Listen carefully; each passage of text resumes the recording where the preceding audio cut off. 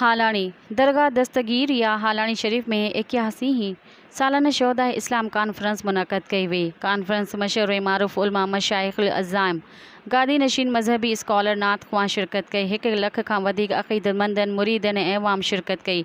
Conference की शुरुआत दरगाह हालानी शरीफ जा गादी नशीन पी तरीक़त हज़रत अल्लामा डॉक्टर सैयद निसार अहमद शाह की दुआ सां थी। कॉन्फ्रेंस के मौलाना पीर सैयद मोहम्मद शाह नक्शबंदी मिस्किनपुर पंजाब, मौलाना असदुल्ला खेड़ो, कारी कमरान साहिब हैदराबाद ऐं ॿियनि पिण ख़िताब कंदे चयो त इमाम हुसैन पंहिंजो सॼो ख़ानदान इस्लाम जी सरबुलंदीअ लाइ क़ुर्बान करे छॾियो। ज़ुल्म ऐं जाबर हुक्मरान आॾो पाण खे न झुकायो। असांखे हुसैनी किरदारु अदा करण जी ज़रूरत आहे।